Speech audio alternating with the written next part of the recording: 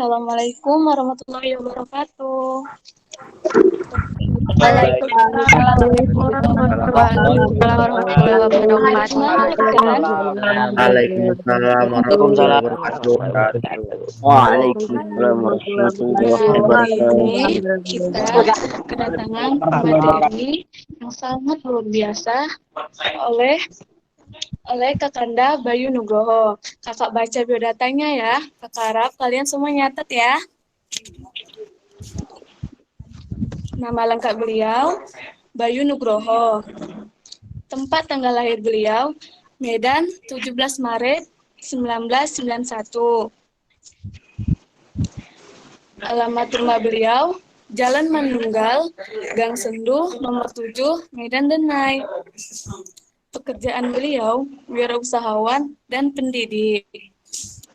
Riwayat pendidikan beliau, RA Kasih Bunda, tahun 1995. SD swasta Tunas Harapan 2001. MTS Negeri 1 Model Medan tahun 2005. MAN 1 Medan tahun 2008. S1 Institut Agama Islam Negeri atau IAIN Sumatera Utara tahun 2014. S1 Institut Agama Islam Negeri atau IAIN Sumatera Utara tahun 2014. S2 Universitas Sumatera Utara atau USU tahun 2002. Pengalaman organisasi beliau, Ketua Majelis Perwakilan MAN 1 Medan tahun 2006. Koordinator Bidang Dakwah OSIS MAN 1 Medan tahun 2007. Anggota Bidang Dakwah HM Ekonomi Islam tahun 2008. Presidium LDK Al-Izzah IAIN Sumatera Utara tahun 2009. Direktur Utama ADK Manajemen tahun 2010. Dewan Mahasiswa IAIN Sumatera Utara tahun 2011. Ketua Umum Pusat FKMI tahun 2012. Itu memang untuk Dan masih banyak lagi ya, Masya Allah, pengalaman beliau. Nah, jadi udah kakak bacakan semua biodatanya. Tolonglah. Kalian udah pada nyatet kan? Aja kena gua mana jurnalis. Nah, kepada Kakanda Bayu Nugroho, saya persilahkan. Bismillahirrahmanirrahim. Assalamualaikum warahmatullahi wabarakatuh. Waalaikumsalam warahmatullahi wabarakatuh. Waalaikumsalam warahmatullahi wabarakatuh. Kakak doakan yang jawab salam kakak dengan semangat, rezekinya lancar. Amin. Amin.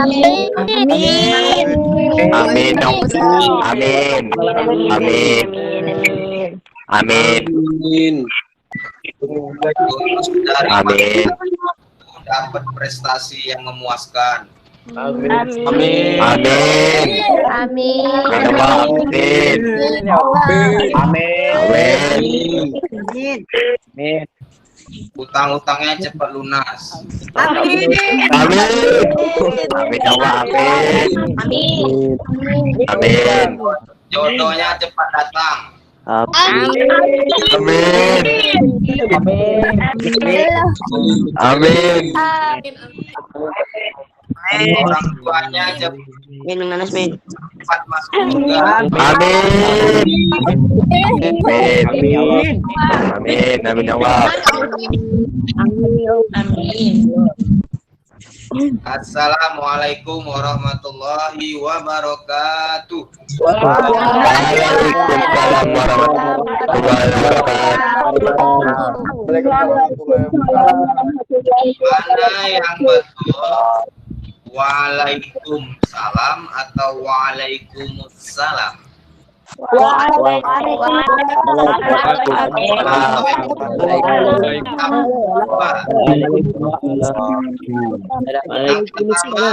Waalaikumsalam atau yang kedua waalaikumsalam. Yang kedua.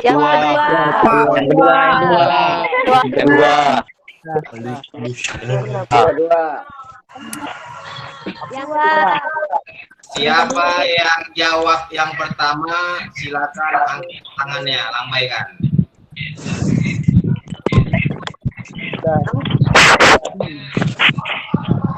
Siapa yang pilih kedua, selamat, Anda berhasil.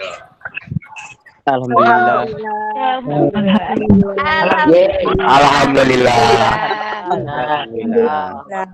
Alhamdulillah.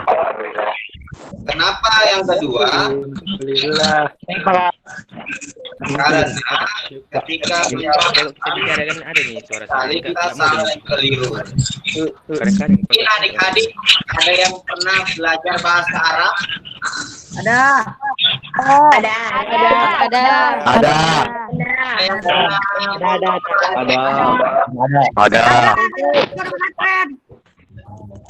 Kakak pun alhamdulillah gini-gini pernah pesantren, tapi 3 hari pesantren kilat.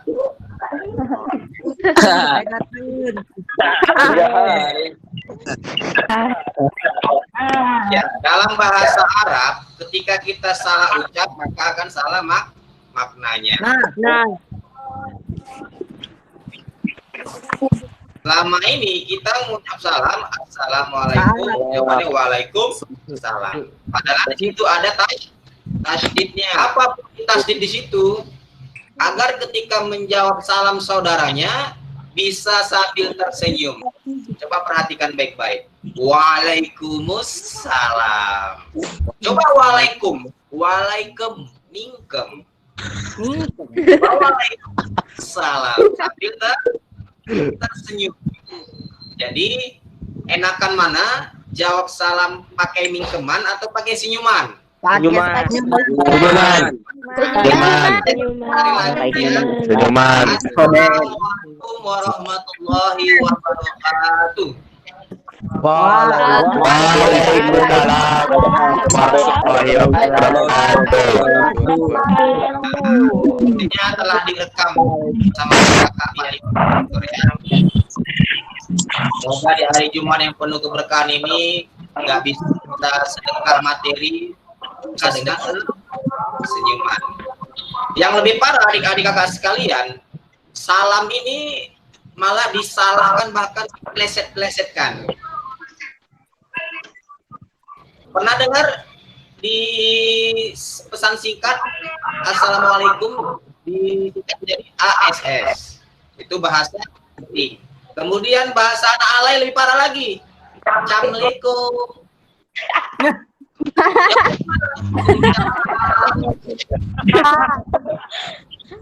Maka kakak bisa mengatakan bahwa anak alay tidak akan masuk ke dalam surga Allah. Masya Allah. Mereka akan masuk ke dalam surga. Assalamualaikum, waalaikumsalam, nggak masuk surga, tapi masuk surga. Surga atau masuk surga? Surga.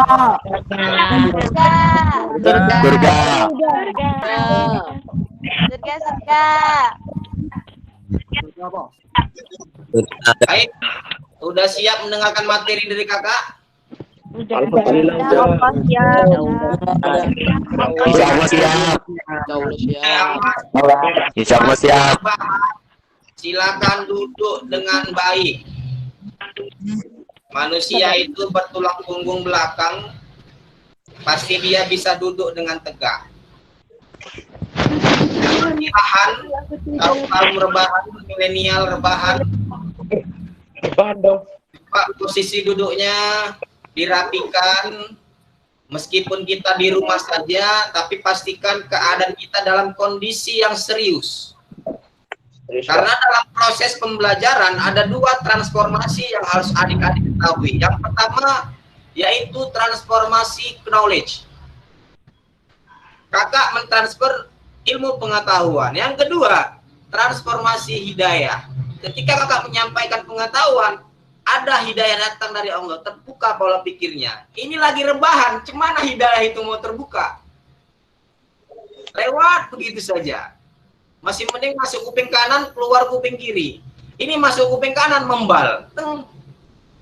Ya, jadi posisi duduk kita sangat mempengaruhi siapa kita ke depannya. Jadi orang sukses itu terlihat di bagaimana posisi duduknya.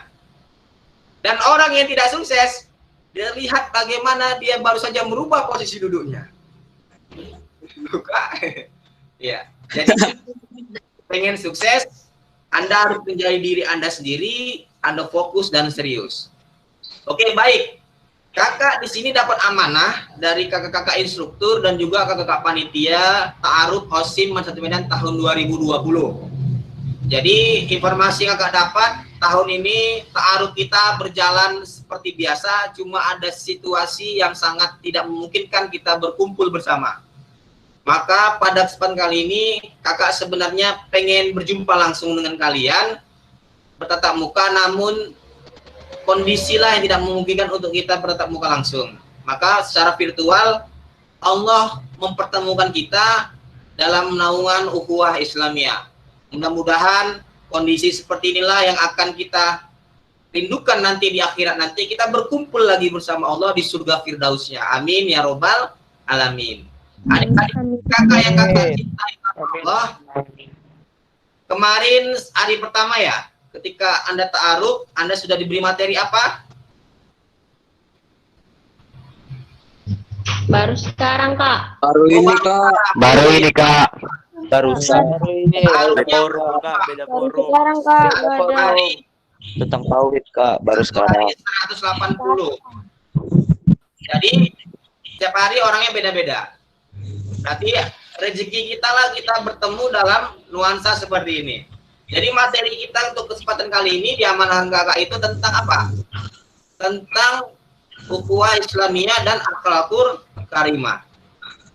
Baik, adik-adik kakak sekalian, kakak anggap kalian berasal dari MSN Sanawiyah ataupun SMP swasta, negeri dan lain sebagainya, sederajat lainnya. Kayak kakak yakin dan percaya ada pepatah yang mengatakan tak kenal maka Tak sayang. tak Tak sayang. Tak sayang. tahu. Sayang. Tahu. Nggak kenal maka kenalan. Jadi tadi moderator telah memperkenalkan siapa kakak. Pasti kalian sudah tahu siapa kakak. Siapa nama kakak? Bayu Nugroho. Pak Bayu Nugroho. Ya, alhamdulillah. Baik. Kak Bayu Nugroho. Oke. Baik, ini ada sekitar 193 orang. Yang mungkin di dalamnya ada guru, ada kakak instruktur, ada juga kakak panitia, dan lain sebagainya. Ini video ini direkam, jadi kakak harapkan kalian semua fokus dan betul-betul serius, karena kita tidak lama-lama, bentar lagi juga akan. Jadi kakak hanya simpel saja mengenai ukhuwah Islamiyah dan akal karimah ini kita ambil satu paket.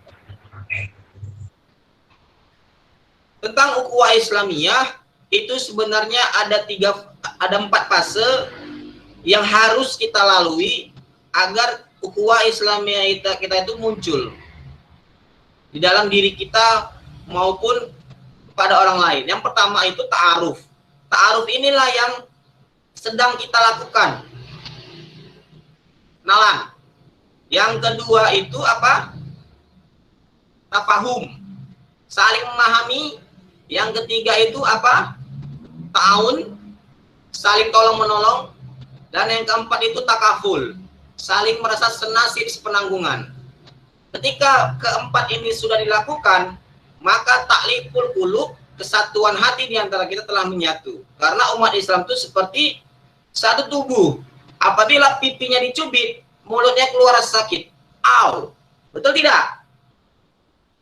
Jadi ketika kita Betul. ada saudara yang Betul, Kak. Betul. zolimi, maka kita merasa ikut tersakiti juga. Itulah posisi persaudaraan Islam. Banyak persaudaraan lainnya. Ada ukhuwah nasabiyah, persaudaraan berdasarkan keturunan, keluarga, ayah, ibu, adik, kakak, abang, itu semuanya nasabiyah. Ada lagi ukhuwah watoniyah, ukhuwah berdasarkan kenegaraan, insaniyah, kemanusiaan, basyariah. Jadi kesemuanya itu akan dikalahkan dengan apa? Ukhuwah Islamiyah. Kita berdiri berdasarkan persaudaraan Islam. Baik, adik-adik kakak yang agak cintai karena Allah, untuk membentuk rasa ukhuwah Islamnya itu kita masuk di tahap ta'aruf masih, kenalan. Imam Syafi'i radhiyallahu an pernah mengatakan bahwa ada juga fase 3 tahapan yang harus dilakukan agar kita lebih mengenal saudara kita jauh lebih dalam dari sebelumnya. Contoh, yang pertama Anda harus melakukan makan bareng, makan bersama-sama. Itu ketahuan nanti itu. Yang mana kawannya yang paling congok, yang paling suka makan, ataupun yang malas makan, itu ketahuan dari situ karakternya. Yang kedua, tidur bersama, tidur bareng. Nah, di dalam Siman Satu Medan banyak program. Kalau ta'aruf ini biasanya kita makan bareng-bareng. Bahkan satu talam, satu meja, satu nasi bungkus dibagi 4 orang. Itu anak biasanya kita rasakan itu nanti. Itulah kita mengenal saudara kita. Ternyata dia makannya lauknya aja, aku dapat nasinya doang. Ternyata dia suka makan mie aja dimakannya. Ketahuan dia itu kan. Yang kedua itu tidur bareng. Diman satu, adik Deosim sering buat acara madid, malam bina iman dan takwa, yang sekarang diganti namanya mandiri, malam introspeksi diri. Disitulah nanti Anda mengenal saudara-saudara kita. Ternyata ada saudara kita yang tidurnya mendengkur, misalkan, ataupun tidurnya telentang. Bayangkan ya, hati-hati adik-adik sekalian yang tidurnya telentang, karena tidur telentang itu bisa menyebabkan kematian. Paham? Karena nelen biskuit aja bisa mati, apalagi nelentang.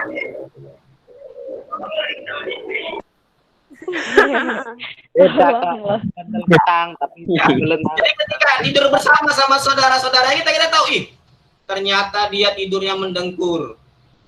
Ternyata dia tidurnya nyunah, nyamping, ngadap kiblat. Ternyata dia tidurnya ngigau dan lain sebagainya. Kemudian apalagi setelah makan bareng, tidur bareng, ada lagi yaitu muamalah.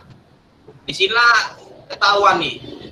Ada namanya muamalah tuh simpan, pinjam meminjam, misalkan utang piutang, jual beli. Dan ketahuan sering sekali itu di utang piutang. Dia minjam. Ucok, pinjam dulu pulpenmu. Udah gitu, besoknya si Fulan menanya kepada si Ucok, mana pulpenku? Kembalikanlah. Mana ada aku pinjam pulpenmu, lupa kau, amnesia ya. Bisa pula udah awak lagi utang, dia pula yang marah-marah sama kita. Nah, di situ ketahuan karakternya. Bahwa saudara kita ternyata, ini udah gak bisa lah dipakai lagi ke tengah ini. Gak bisa berkawan lagi sama dia nih. Jadi kawan-kawan seperti ini harus diwaspadai. Situlah muncul karakter. Baik kakak, izin minum terlebih dahulu.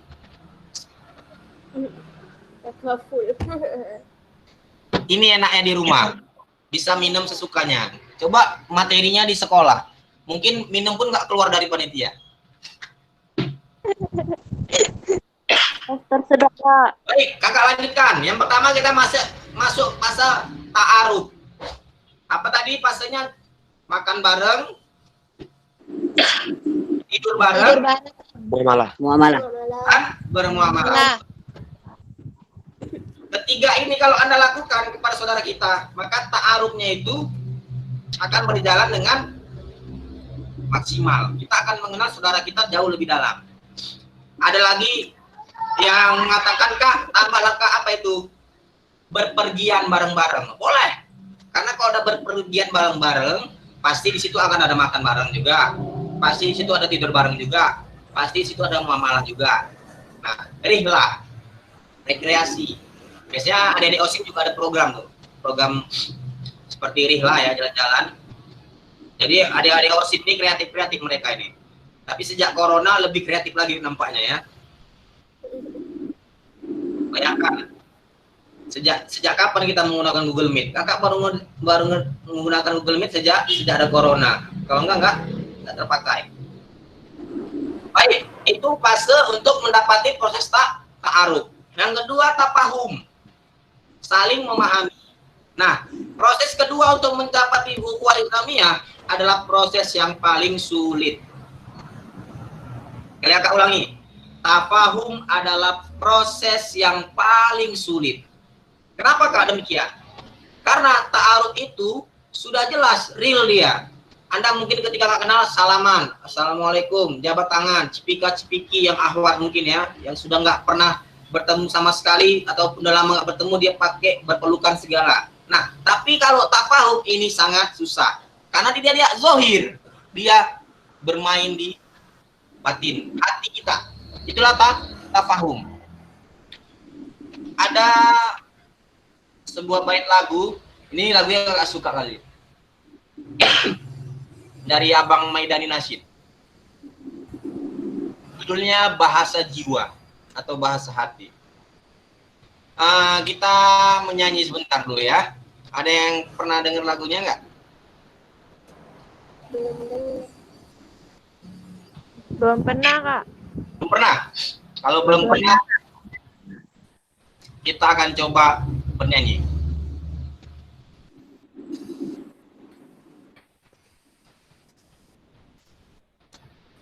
Searching aja di YouTube. Agak pernah lagi searching ini di YouTube nih. Judulnya Bahasa Jiwa.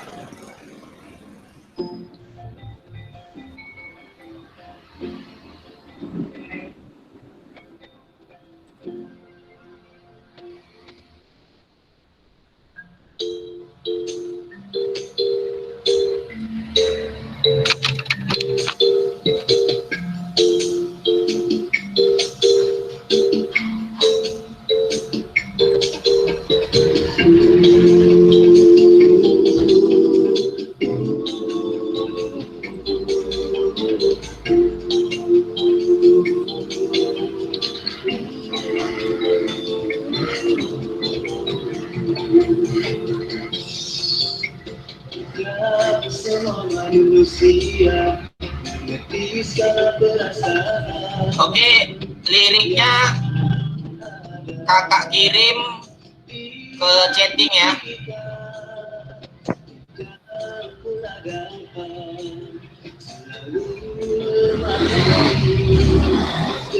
Coba periksa di chat, kolom chat kakak sudah mengirim.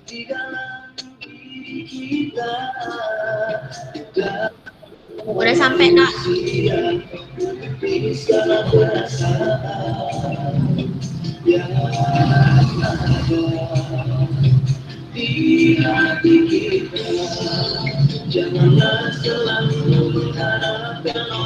Apa kata abang-abang Maidani?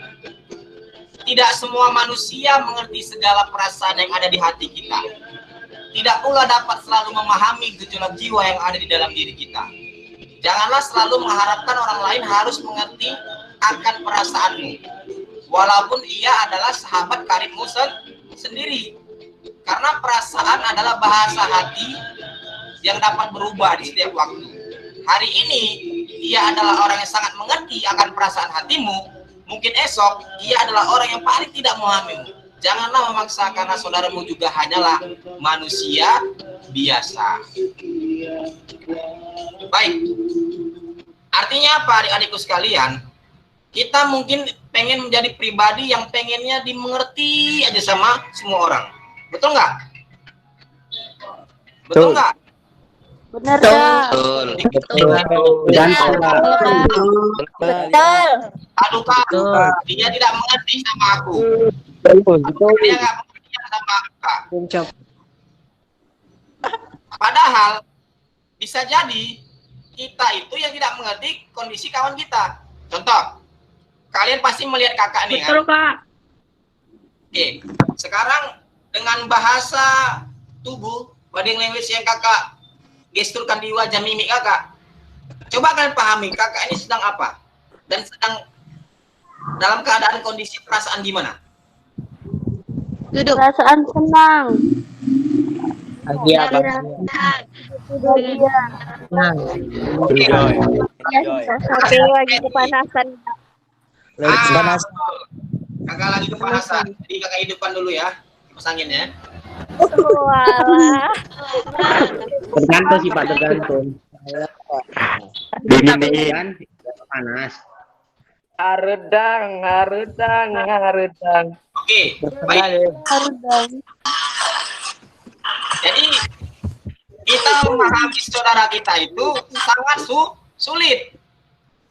Misalkan kalau ditanya sama kakak-kakak instruktur ya, gimana adik-adik ada pertanyaan, semuanya diam. Nah, diam ini pun maknanya beda. Kalau diam seorang ahwat ketika hendak dilamar, diamnya tanda setuju. Tapi kalau diamnya peserta ta'aruf itu bingung kita. Yang pertama diam dia betul-betul paham, atau diam dia betul-betul nggak paham. Kan beda kan maknanya kan? Ketika gimana adik-adik ada pertanyaan, pasti kalian semua diam.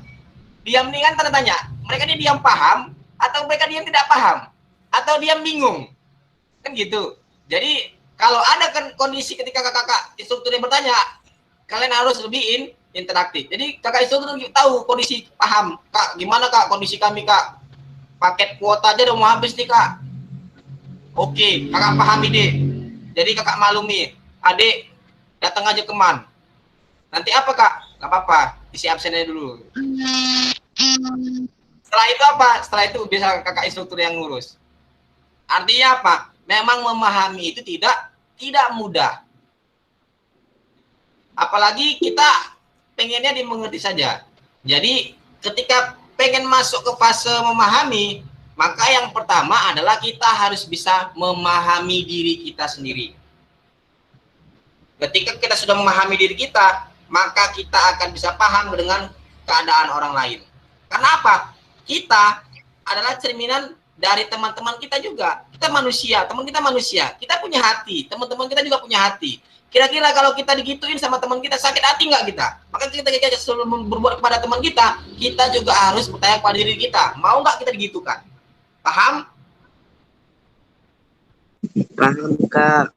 Paham Kak. Paham nggak? Paham. Paham.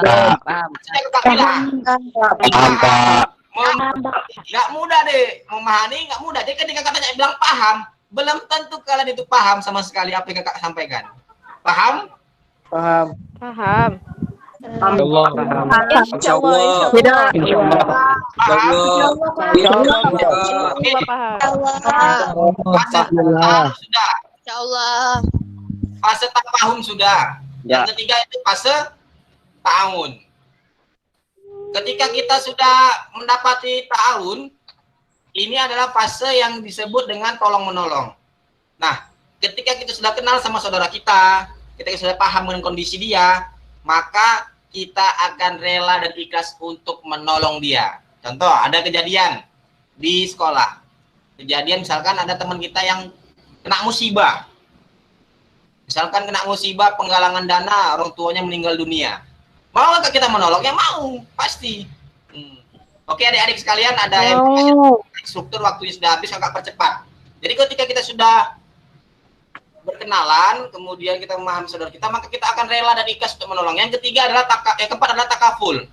Maka rasa senasib sepenanggungan itu muncul kepada diri kita tanpa kita sadari, kita suka rela. Kita merasa senasib sepenanggungan. Itu yang disebut dengan takaful. Itu untuk mewujudkan untuk ukhuwah Islamiyah.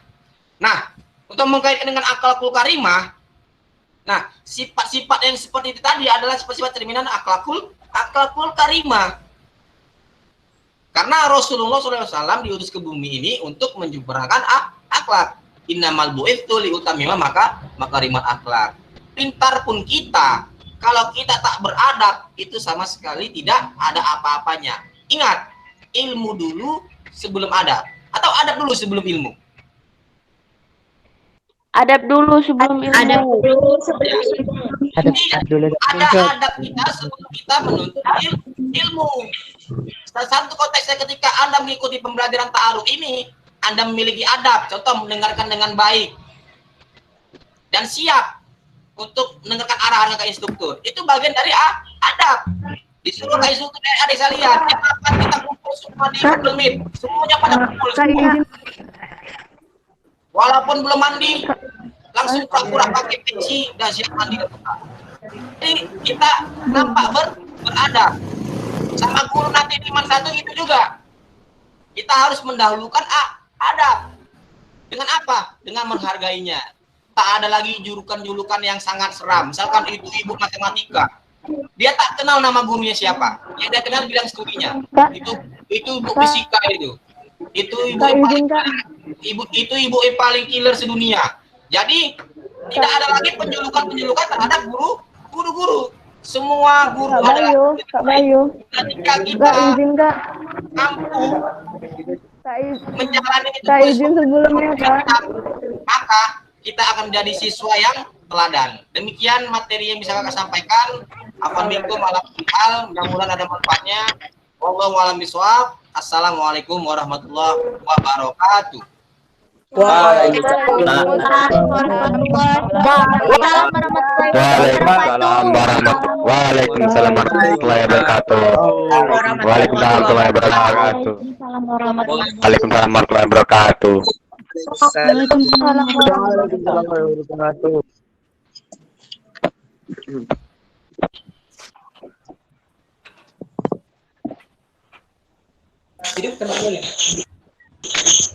Nah, adik-adik udah dengar kan materi dari Kak Bayu tadi. Jadi kesimpulannya, ukhuwah Islamiyah itu terdiri dari 4 fase. Yang pertama, ta'aruf, tafahum, ta'awun, dan takaful. Saja dari kakak.